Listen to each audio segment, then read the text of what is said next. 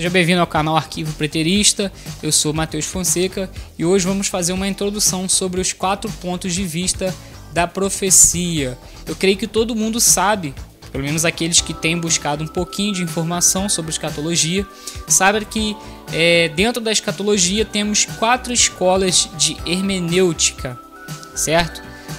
A gente chama de preterismo, futurismo, historicismo e idealismo. Então temos essas 4 escolas de interpretação para profecias.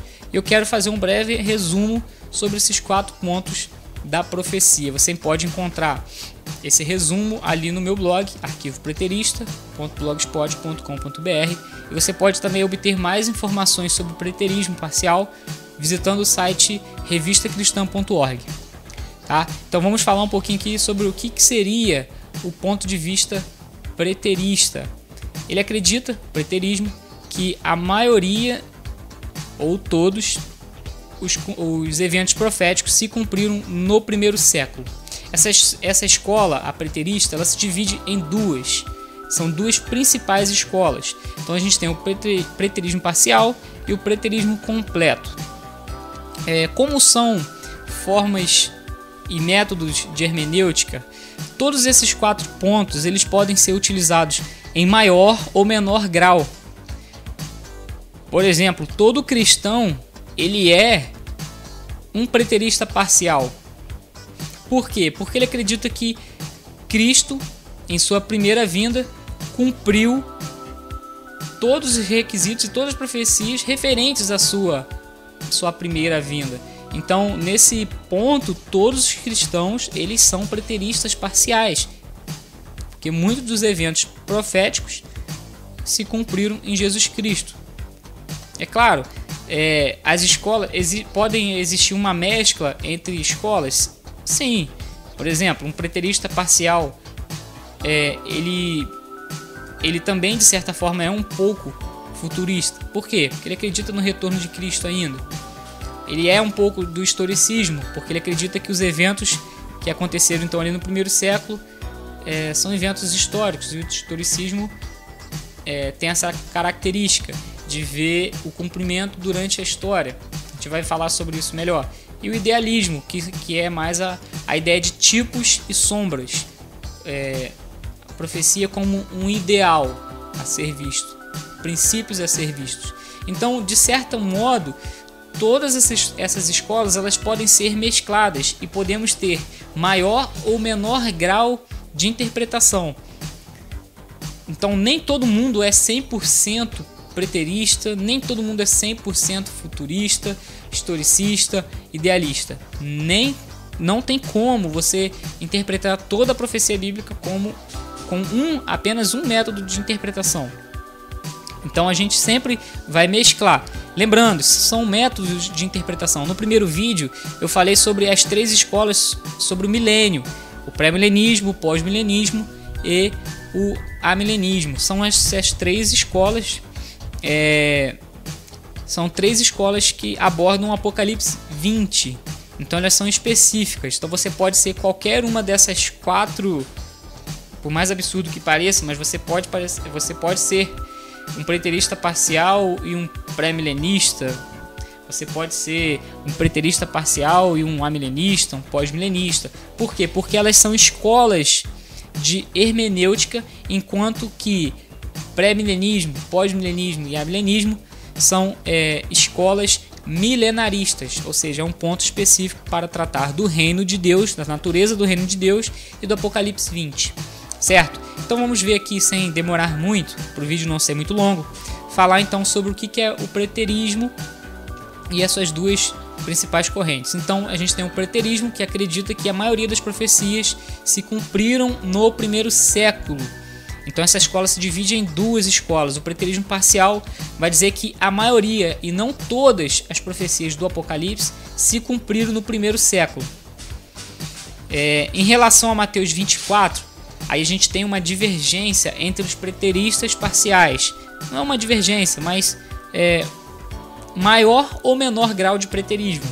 Por exemplo, existem alguns preteristas que entendem que Mateus 24 ele se cumpriu no primeiro século, em grande parte do texto, mas parte do texto ainda se refere ao futuro retorno de Cristo. Enquanto que alguns preteristas parciais entendem que não, todo o capítulo de Mateus 24 se refere exclusivamente ao primeiro século e se cumpriu naquela geração. Então, independente do grau de preterismo parcial, eles entendem que Mateus 24, grande parte ou todo, se cumpriu no primeiro século e que o Apocalipse também se cumpriu no primeiro século até o capítulo 20, metade do Apocalipse 20. Então se refere também ao primeiro século, certo? E existem ainda a segunda vinda de Cristo, que eles creem, que nós cremos, e o juízo final. Então são eventos que são futuros, não podem ser confundidos. Mateus 24 não pode ser confundido com o retorno de Cristo. A vinda de Mateus 24 não deve ser confundida com a vinda no juízo final. Então o ano 70 foi um marco histórico importantíssimo para essa escola de interpretação. Temos também o preterismo completo, que acredita que todas as profecias do Apocalipse, todas foram cumpridas no primeiro século, incluindo essa segunda vinda, o milênio e o juízo final. Então não há nada para o futuro nessa escola preterista completa, full preterismo ou hiperpreterismo, né? Escatologia plena, escatologia consumada, não importa o nome. A ideia é de que tudo aconteceu no primeiro século e não resta nenhum evento profético para acontecer após 70. Mas essa escola, de certa forma, ela pode carregar um pouco de idealismo. Não dá para falar isso agora, mas é uma escola que ela é bem polêmica, essa escola do preterismo completo. Vamos lá, o futurismo. Essa corrente é a mais conhecida e é mais utilizada por algumas igrejas, né? A maioria dos cristãos eles são futuristas ao lerem os textos de Mateus 24, Apocalipse. A primeira ideia que a pessoa tem é, isso aqui são eventos que falam do fim do mundo. Então essa escola, ela vem dizer que sim, isso aqui são eventos que falam do fim do mundo e que vão acontecer num futuro distante. Obviamente, essa escola ela pode ser em maior grau ou menor grau. É verdade que alguns futuristas acreditam que, por exemplo, Mateus 24 e Apocalipse, alguns eventos realmente já aconteceram no primeiro século, mas grande parte e a história central do Apocalipse e de Mateus 24, e também Daniel, obviamente, são eventos que devem acontecer no futuro. Então essa escola é chamada de futurismo por isso. Lembrando, podendo ser de maior ou menor grau. Então temos o historicismo. O historicismo é o texto profético sendo cumprido durante o período da história cristã. Ela é tomada como símbolo de acontecimentos reais, ao invés de literalmente considerá-los verdadeiros. Então esses eventos proféticos, eles vão acontecendo durante a história, podendo ser ou não eventos literais, certo?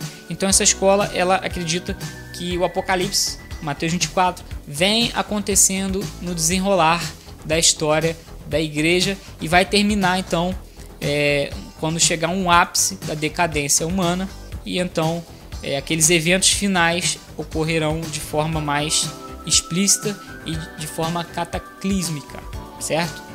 Temos a última escola então, que é o idealismo, e ele vai ter uma ideia de tipos e sombras. Tudo que foi escrito, eles são tipos e sombras do que acontece durante a história da igreja. É parecido um pouco com o historicismo, só que o idealismo ele não fica tentando ver o cumprimento profético na história. Ele simplesmente vai dizer que o que aconteceu, por exemplo, no primeiro século, o que está escrito na Bíblia no primeiro século, são sombras do que vai acontecer no futuro distante. Então eles acreditam, por exemplo, que Mateus 24 ele se cumpriu em parte, mas que aquele juízo local que teve lá no ano 70, e vamos falar sobre isso depois em outros vídeos, mas um juízo local que teve no ano 70, ele é uma sombra, um tipo de algo pior que vai acontecer no futuro. Então essa ideia é chamada de idealismo, é o ideal. A profecia foi escrita como uma sombra, um arquétipo do que vai acontecer no futuro. Eu, como preterista parcial, eu acredito que muita parte do idealismo é bacana e a gente pode usar como analogias. Eu creio realmente que o que aconteceu no ano 70, ele aponta para algo muito maior, mas não de cumprimento profético.